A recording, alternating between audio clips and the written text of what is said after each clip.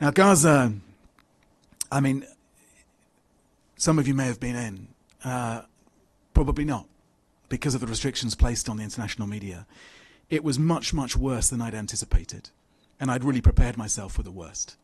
And bear in mind that by this stage, I'd been in Darfur, I'd been in Kupiansk on the front lines there, and I'd driven from the Lebanese border to the Turkish border all the way through Syria in the weeks after the change of government there, the caretaker authorities' arrival in Damascus.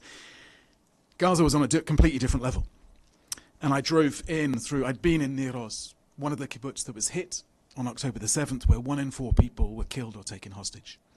So I'd heard those stories, met the survivors there. But then drove in through the Erez crossing into the north of Gaza. And in a way, the shock is even greater then, because the devastation and the desolation in northern Gaza is even greater than it is in the south. And for miles and miles, it's just rubble. You know, my staff trying to find their way back to their homes using GPS because there were no landmarks to navigate by. You couldn't see what was a school or what was a hospital, what was a home. And I've said this before, you know, one of the first shocking things I saw driving in is the dogs going through the rubble. And I said to my colleague who was with me, why are the dogs so fat? And he said, well, because the dogs are looking for corpses. And you notice that the people are thin. And then you see that for miles and miles and miles. And I don't think anything can prepare you for that.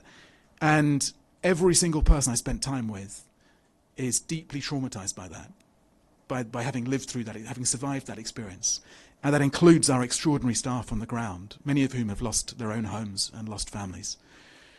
Utterly, utterly devastating.